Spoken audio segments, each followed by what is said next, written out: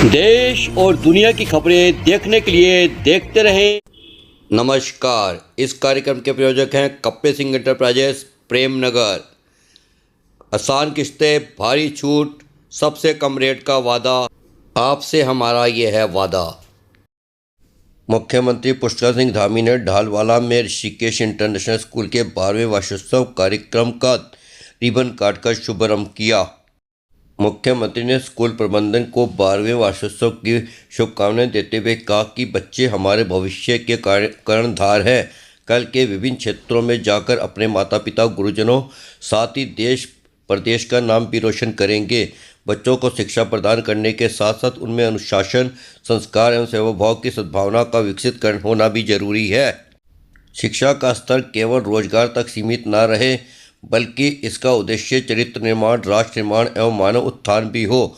उन्होंने कहा कि वार्षिकोत्सव कार्यक्रम की theme soul of the Indian culture अपने आप में बहुत महत्वपूर्ण है। मुख्यमंत्री ने कहा कि भारतीय संस्कृति सभी संस्कृतियों की जननी है। प्रधानमंत्री नरेंद्र मोदी के नेतृत्व में भारत अपने गौरवशाली अतीत के साथ आगे बढ़ रहा है। आज हम सभी क्षेत्रों में अपना पताका फहरा रहे हैं। राष्ट्रीय शिक्षा नीति 2020 लागू करने वाला उत्तराखंड देश का पहला राज्य है। इस अवसर पर कैबिनेट मंत्री सुबोध उनियाल, जिलाध्यक्ष भाजपा उदय सिंह रावत, स्कूल के चेयरमैन मोहन डंग, जिलाधिकारी टेरी श्रीमती नीतिका खंडेवाल, एसएसपी आयुष अग्रवाल सहित सभी गणमान्य व्यक्ति मौजूद रहे। मुख्यमंत्री धामी ने नैनीताल जिले के गुजिया घाट स्थित काया Ayurvedic medical college and hospital में आयोजित अंतर्राष्ट्रीय सम्मेलन पीजी आइकॉन 2025 का शुभारंभ किया। पाल ग्रुप ऑफ इंस्टीट्यूट हल्द्वानी द्वारा WHO collaborating centre for emergency and trauma care JPNTC AIIMS नई दिल्ली के सहयोग से आयोजित 3 दिवसीय सम्मेलन को संबोधित करते हुए मुख्यमंत्री ने कहा कि यह पहल राज्य को आध्यात्मिक और वेलेंस अर्थव्यवस्था के नए मॉडल के रूप में विकसित करेगी, जिससे स्थानीय युवाओं को भी रोजगार और उद्यमिता के अवसर प्राप्त होंगे। कार्यक्रम में विधायक नैनीताल सरिता आर्या, विधायक भीमताल राम सिंह केड़ा, मंडी परिषद अध्यक्ष अनिल कपूर, राज्य दर्जा मंत्री शंकर कोरेंगा, नवीन वर्मा, आयुक्त कुमाऊं दीपक रावत, आईजी कुमाऊं श्रीमती रिद्धिमा अग्रवाल, जिलाधिकारी नैनीताल ललित मोहन दयाल, वरिष्ठ पुलिस अधीक्षक नैनीताल मंजुनाथ TC सहित पाल ग्रुप के प्रतिनिधि, अन्य जनप्रतिनिधि एवं अधिकारी उपस्थित रहे। दिल्ली में हुई बम विस्फोट की घटना के दृष्टिगत SSP देहरादून के निर्देश पर दून पुलिस द्वारा पूरे जनपद में लगातार सैगिंग चेकिंग अभियान चलाया जा रहा है। इसी क्रम में सेलाकुई पुलिस द्वारा थाना क्षेत्र के अंतर्गत कस्बा सेलाकुई, पीठ वाली गली, निगम रोड, बाया खाला, जमनपुर आदि क्षेत्र में PSC बल के साथ फ्लैग मार्च निकाला गया। फ्लैग मार्च के दौरान आम जन को सुरक्षा का विश्वास दिलाते हुए सतर्कता बरतने की अपील की गई। साथ ही किसी भी प्रकार की अफवाहों पर ध्यान न देने तथा सोशल मीडिया पर अपुष्ट भ्रामक खबरों को साझा न करने के संबंध में अवगत कराया गया। प्रदेश के कैबिनेट मंत्री गणेश जोशी ने विधानसभा स्थित सभागार कक्ष में जल संस्थान, पेयजल निगम, लोक निर्माण विभाग व सिंचाई आदि विभागों के अधिकारियों के साथ अपने विधानसभा क्षेत्र मसूरी के अंतर्गत आपदा से क्षतिग्रस्त पेयजल योजनाओं, पेयजल लाइनों, सड़क मार्गों, पैदल मार्गों, पुलिया आदि के निर्माण व सुदृढ़ीकरण कार्यों के समक्ष में समीक्षा बैठक की। आइए विस्तार से सुनते हैं अधिकारियों ने अपनी क्या क्या समस्याएं रखी और उन समस्याओं का समाधान करते हुए गणेश जोशी ने क्या कहा। देखिए, अभी प्रदेश के अंदर भीषण आपदा आई और मेरे क्षेत्र में भी आपदा से बहुत नुकसान हुआ। करीब 44 दुकानें और 32 मकान पूर्णतः ध्वस्त हो गए। 17 लोग उसमें दिवंगत हुए और 5 पुल टूट गए। करीब 57 से अधिक सड़कें हमारी क्षतिग्रस्त हुई हैं और कई जगह नदियों के पुस्ते टूट गए हैं।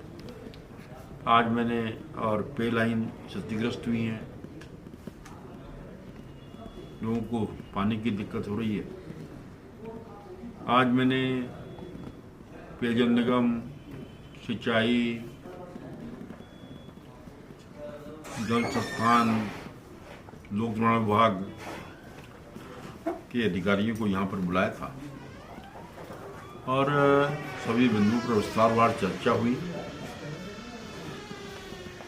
आपदा के कुछ काम शासन स्तर पर लंबित हैं, कुछ काम हो चुके हैं, क्योंकि पहली प्रायोरिटी हमें तुरंत उस समय बिजली चालू करने की थी, पानी देने की थी। उस पर हमारे कर्मचारी अधिकारियों ने बहुत अच्छा काम किया